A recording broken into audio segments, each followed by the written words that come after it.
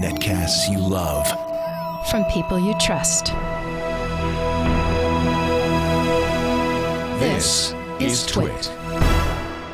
Audio bandwidth for the Daily GizWiz is provided by Winamp. Subscribe to the Daily GizWiz and all your favorite podcasts with the ultimate media player. Download it for free at winamp.com.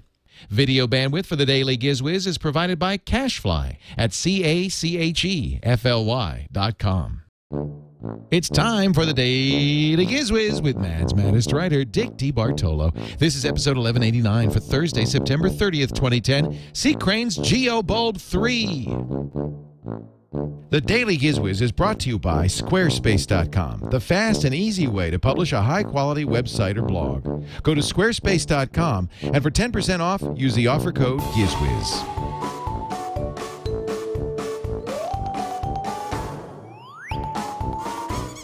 And now, get ready for Dick. It's Thursday, time to rock your socks off. Does the GizWiz need another crappy theme? Yes, indeed. It's Thursday. The GizWiz needs. It's Thursday. Another crappy theme. It's Thursday. The GizWiz needs. It's Thursday. Another crappy theme.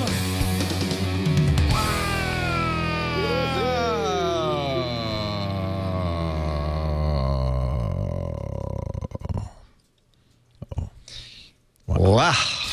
Hey, Dickie D, how are you today? I'm super, sir. And you? Me? Oh, I'm great. I am You fine. got any trips coming up?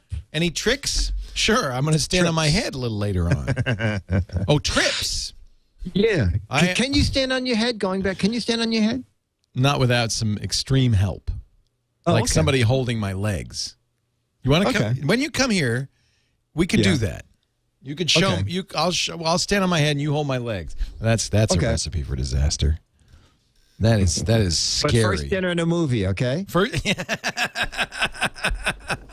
Just in case. oh, you're going to be out when? Soon, right? This is episode 1189, so in 11 Yes, episodes. I'll be out there. What's the actual, what's the date this is playing? You mean today? What is the day today? It's the 30th. Right. So No, you're going I'll to be in- actually out in 3 days. Oh, yeah. I'll be in studio on October 2nd. Second. Day after tomorrow. Day after tomorrow. Yes. That's amazing. Sitting. I know. Time flies. 1,200. That's what blows my mind. Yeah. I was looking back. I think the first episode was DocuPen, and I believe it was 7 minutes. Yeah. And this last episode we did was 42 minutes, and it didn't, in fact, have a gadget at all. No, because sometimes we don't have time Sometimes for that. we run out of time. Yeah. Who'd have exactly. thought? Who'd have thought? I know. See, that's the bad thing about the internet is everything is time constrained. You know, it's Tell ya. like. Well, You know, I mean, I expected. I'm disappointed in the internet. oh between man, you and me both. Yeah. First of all, I've done it all. I am on my third go round of the internet, and Really? What was the It's like- first internet like? the first internet it was more intimate. You know what I mean? There were, I think, 7 websites, so it was easy getting around. And you didn't have to go to them; they were just all on your screen all the time. It was actually faster because was you didn't faster? search. Well, no one It was on fast- it. You didn't search because it was just the 7 websites, and they were there. You would just go to them. You were just exactly. You didn't do any. You just look down and you go, oh yeah, okay, I know that website. Haven't changed that in 5 years, and that, yeah. Yeah. So, but we press on. We try to make the web more bearable, and I think in a strange way we've accomplished our goal. Oh, bearable. I thought you wanted to make the web more wearable. I've been working on that for a few years, and I guess I could throw those Oh yeah. those prototypes. I was wondering what those weird clothing was up Yeah. in that room. The web when I went up shorts. there. I thought it was going to be great. It was going to be huge, the web shorts. Well, they are. They were. They will be. We'll make them big. We'll make them big. We'll make them out of titanium. So, anywho. Yes. This is my final going green gadget of the week. Do you remember showing us, and let me get the date you showed it, February 17th. February 17th. 2008. A day which will live in infamy. It was Netcast 767. Oh, 767, yeah. March, April, May, June, July, August, September. So about 19 months ago, almost to the day as we record this, you showed the first that I knew about LED light bulb. Oh, yes. That was C. Crane made that. C. Crane. Yes. Now, do you remember what you said that light bulb cost? It was like $100. They're very expensive. Yes, it was. In the notes, it said $100 to $120. That's right. That's right. And then I remember seeing them at CES, and I said, you know, you have to get that bulb under. It's too much. Under $100. Yeah. I mean, even though they last forever, I mean, you know, so you know, they're probably even at $100 going to save you money. Nobody's going to spend $100 for a light bulb. I mean, and I think the industry has struggled because of that. Yes. So what I have here is what you showed Leo was the GeoBulb. Yep. And then came the GeoBulb-2. Yes. And now the GeoBulb-3. Is this also from C. Crane? C. Crane. This new one is brighter. The other was about 50-watt equivalent. This is 60 watts. Now, the one that you showed is still available, and the new price is $39. Oh, you know what? Now we're talking. But I knew that would happen because remember when compact fluorescent bulbs first came out? Leo, my first compact fluorescent was I found it on sale for $15. Yeah. And now you can get it for about $1. I get 99 cents. I bought a ton of them for 99 cents, which is about the same as a regular bulb. And I bet LEDs will come down too. Yeah. But still, $40 with given what you save. I mean, how long do these last?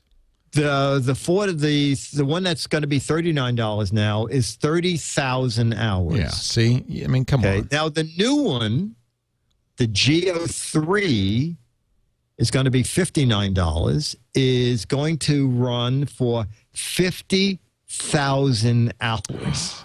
Holy camoly. Yeah. Now, Leo, what this is really great for is if you have light fixtures way up in the ceiling, or your mom or dad has them, and you don't want anybody on a ladder. Right. But you don't want to have to run over there to change it. Right. You put this bulb in, it's probably going to be in there for a lot of people's lifetimes. Well, how many? I got to do some calculations. Yeah, well, Leo, I'm going to read it. I'll read this from the box here because it may be what you're calculating. Roughly an incandescent 60-watt bulb, $30.38 a year. A CFL bulb, compact fluorescent, $6.58 a year. And the Geo bulb is $5.54 a year. But what you have to weigh in there is, and I also printed this out, is the life of the bulb. Where did I? Don't let me down here. Well, I'm just did a quick calculation. If you leave the light bulb on 8 hours a day, which is probably more than you'd ever leave a light bulb on, but let's say you left it on 8 hours a day, a 30,000-watt bulb is going to last you 10 years. 10 years. If you leave it on 4 hours a day, that's 20 years. So you're right. It probably is forever. And the new one is 50,000 hours. Whoa. The new $59. That's amazing. The Geo3 is 50,000. Yeah, you're never going to change that again. Yeah. But see, it made me nervous with the compact fluorescents because I thought, well, if you spend $100 or whatever for a bulb and you break it, you're really going to cry. Yes. You know, I mean. Yeah, no, you're absolutely right. You're absolutely right. But these LEDs, they're pretty tough. In fact, if you break the glass, they can remake it. They can repair it. Did you know that? Yeah. No. Oh, yeah. Bob Crane at C. Crane told me, yeah, absolutely. We can repair those. Wow. So let's see, 50,000 hours. Yes. And you run it 8 hours a day. That's 6,250 days or 17 years. That's 8 hours a day for 17 years. 10 years. That's a long time. Now, do they get dimmer, or do they maintain their brightness? You know what? You know what? I don't know. That's a very interesting question. Now, LEDs do dim, but not till the end of the time, I think. But I asked them about using LEDs on dimmers. Ah, that's one thing I hate about CFLs. Maybe they've got new ones that work, but well, you know I what, can't Leo, use a dimmer. There's a whole new problem. They're coming out with LEDs that are dimmable. Yeah. But there's a good chance you'll need a new dimmer. Oh. And the reason is fascinating. Yeah. Most dimmers, when the incandescent light goes off, it's still putting out 1 or 2 watts in the line. Oh. 1 or 2 watts. This whole light only takes 7 watts. So you couldn't get it dark. You couldn't get it dark. It would think it's still on because the dimmer. It's too efficient. That's right. You need new dimmers. So you need a dimmer that will go down to putting 0 watts out, so the LED bulb goes, oh, there's nothing. I'll go out. Now I know I should go out. So instead of having a dimmer that goes to 11, you want a dimmer that goes to nothing. To nothing. Exactly. Interesting. But I mean, in a couple years, but that is a big price drop. When they sent me an email about the new bulbs, I said, last time Leo did it, it had dropped to $100. And she said, well, you know what? It just dropped to That's really $39 for the one Leo. That's really amazing. Sold. And she said, we came out with a new one, the Geo-3, which is $69. She said, but probably by the time your podcast airs, it might be October 1st, there's going to be another $10 price cut. So it'll be down to let me just look at that sheet of paper here to make sure I got the new price. That's the one that yes, it is currently $69, the Geo-3, and very shortly it is going down to $59. I have to commend Bob Crane and C. Crane Company for hanging in there, because I can imagine they probably didn't sell a whole lot of these bulbs. And I know, because I talked to Bob when he came out with them. He was so excited. They put a lot of R&D into them. They really, there was a lot of work to making these bulbs happen. And I bet you they've been kind of absorbing, frankly, absorbing the losses all this time. But they knew. Yeah. Bob even said this. We're going to be able to get them down. We're just, you got to. It's one of those things. Same thing with CFL. You've got the first ones you make are the most expensive, and as people buy more and more, economies of scale kick in. You amortize the R&D, and you can start selling them for. I would bet you as soon as in a few years it'll be the same cost as an incandescent bulb. I would guess. Yeah, and in some countries they banned incandescent. In Australia, I think they banned incandescent bulbs. You have to use a CFL. Well, Consumer Reports said that, I think the survey, I'm not sure how many people it was, but 81% of the people they surveyed had bought CFL bulbs. Oh, yeah. That's pretty high. It's really taken off. Yeah. It's pretty amazing, isn't it? Yeah. We're in a brave new world. Everybody's thinking green. These are very complicated. I said to the woman, are those heat sinks on the side of the bulb? Oh, yeah. And she said, yes. She said, the LEDs are cool. She said, but there's a lot of technology into getting LEDs properly lit. Yes. So. No, but they're warm to the touch, but not hot. Not anywhere near as hot as an incandescent bulb. No, as you use them. I'm really only impressed. 7 or 8 watts. Yeah, ain't gonna get it. It's almost like night light kind of heat. Right. But over a larger surface. So anyway, we are getting there. We're getting more and more efficient. We are indeed. Because there a way to have a more efficient website? If only there were. Maybe perhaps Squarespace.com. You know about it because your GizWiz site is on Squarespace. GizWiz.Biz. Yes, sir. And I want everybody to go to Squarespace.com and take a look at it. It's a secret behind exceptional websites. Squarespace is hosting, and by the way, very affordable hosting, $8 a month to start. But not only do you get the hosting, so you don't have to worry about setting up your server and all that stuff, you also get the great Squarespace software. That's their secret sauce. This stuff is the best stuff for making a website. First of all, great templates that don't look like they're templated. You start with some beautifully artistically designed templates, and then the easiest customization in the world, drag and drop, point and click. If you're an expert in CSS and JavaScript, the sky's the limit, but you don't have to be, and that's the point. They also have great integration with social networks like Twitter and Flickr and Facebook. They've got a wonderful iPhone app that makes it so easy to post.